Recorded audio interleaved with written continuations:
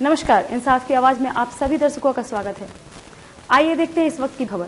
जमशेदपुर के women's college में Covid महामारी एवं जन स्वास्थ्य प्रबंधन पर एक सेमिनार का आयोजन किया गया।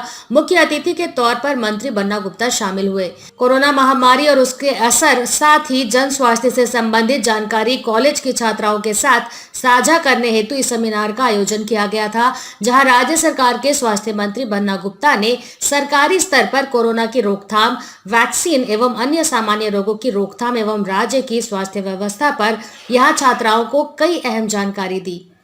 वहीं कॉलेज के प्राचार्य के द्वारा कॉलेज में छात्राओं के स्वास्थ्य से संबंधित कुछ मांगे राज्य के मंत्री के समक्ष रखी, जिन्हें मंत्री ने जल्द पूरा करने का भरोसा दिलाया। माननीय प्रधानमंत्री जी का होगा। बेशक हम लोग राजनीतिक रूप से वैचारिक मतांतर हो सकते हैं केंद्र और राज्य की सरकार में, लेकिन जहां लोकहित के मुद्दे हैं, जनहित के मुद्दे हैं, राजहित के मुद्दे हैं, उसमें जो भी दिशा निर्देश माननीय प्रधानमंत्री जी के होंगे, ICMR के होंगे, उसको हम लोग लोकहित, राजहित, जनहित में फुलफिल करेंगे। 11 तारीख को उनकी वीडियो कॉन्फ्रेंसिंग है, जो उसमें आदेश निर्देश होगा उस पर हम लोग विचार करके आगे बताएंगे। अब देखिए, ये तो अब यदि मैं ये कहूँगा यदि, तो फिर आप कहेंगे पॉलिटिकल बात कर रहे हैं। आपको तो ये बात पूछनी चाहिए भारतीय जनता पार्टी के लोगों से।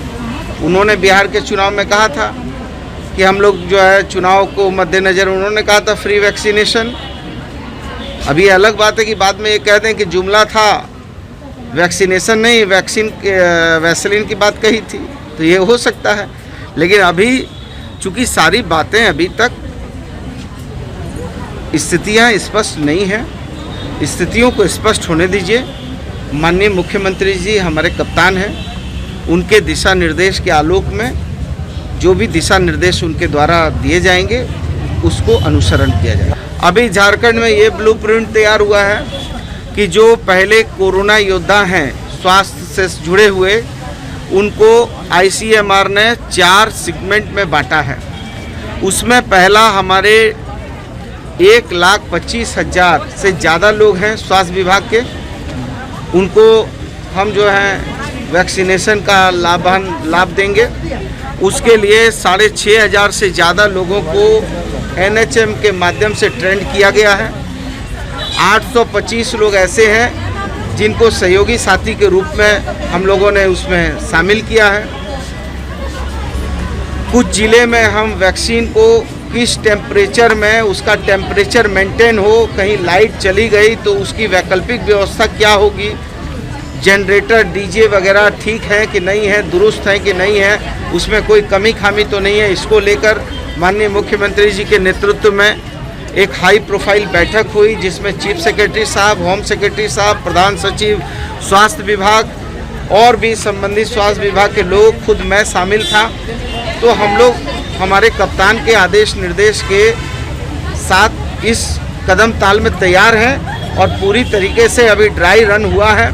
और कई बार मीटिंग, 2 बार तो चीफ सेक्रेटरी साहब ने 2 बार मीटिंग बुला ली, प्रधान सचिव साहब ने कई बार मीटिंग बुला ली, हमने अलग से भी मीटिंग बुला ली। तो इसलिए झारखंड पूरी तरीके से अपनी जनता के लिए लोकहित में, जनहित में, मानव हित में कहीं कोई कोर कमी कसर नहीं छोड़ेगा। जी, ये कोविड का ये कार्यक्रम हम लोगों ने रखा था, चूँकि अभी 12वीं के बच्चे आ रहे हैं और बहुत बच्चे जो है काम के लिए भी आते हैं, तो उनको हम लोगों ने यहाँ पर बुलाया था। 200 की ही गैदरिंग हमने रखी और सैनिटाइज और सब कुछ हम लोगों ने यहाँ मेंटेन करते हुए, ताकि बच्चों को भी पता चले और हमारे हेल्थ मिनिस्टर भी हमारे कॉलेज आके देखें और इस पर एक चर्चा करें। तो ये बहुत अच्छी एक पॉजिटिव सबके सामने गया। ये हमने कहा कि चूँकि हमारे पास 9,000 ग्रेजुएशन, पोस्ट ग्रेजुएशन, PhD में बच्चे हैं और 3,000 हमारा इंटरमीडिएट का बच्चा है, 11-12 हज़ार बच्चे हैं इस कॉलेज में। हमारे पास 60-70 ही जो टॉयलेट्स हैं, तो और वो भी जो लड़कियों के लिए स्पेशल ये होना चाहिए, सारे डस्टबिन और उस तरह का सैनिटाइजिंग बने, सैनिटाइज इस सब रखे, मशीन्स वगैरह कर होके, उस तरह का नहीं है। तो मैंने उनको ये डिमांड रखा कि अगर कुछ अच्छे न्यू और एमिनिटीज़ के साथ अगर लड़कियों के स्पेशल पर्पस के लिए हमारा कुछ बना देते तो हमें बहुत अच्छा होता हमारी छात्राओं को। उन्होंने कहा है, और चूंकि अभी सरकार ये स्वच्छता अभियान में ये कर भी रही है, तो उन्होंने कहा कि मैं डीसी से बात करके आपके यहाँ करा दूँगा। तो ये मुझे लगता है कि बहुत पॉजिटिव जाएगा और हमारी छात्राओं को बहुत फ़ायदा हो। कि लड़कियों को बहुत तरह की बीमारी होती है, टीन एज में हो और बड़े होने पर भी है, थोड़ा साइकोलॉजिकल भी हो जाता है, वो मम्मी से बोल भी नहीं पाती है, तो और मैंने फ्रेंड से बोल के उसका कोई उपाय नहीं निकल पाता है। इसलिए मैं समझती हूँ बच्चे जब मेरे पास बच्चियाँ आती हैं तो इसलिए हमने कहा कि अगर एक डॉक्टर होगी तो फिज़िकली अगर उनको कोई प्रॉब्लम है तो उससे शेयर कर सकती हैं, उसका ट्रीटमेंट हो सकता है। दिन भर की ताज़ा अपडेट के लिए हमारे चैनल को लाइक, सब्सक्राइब और शेयर करना न भूलें।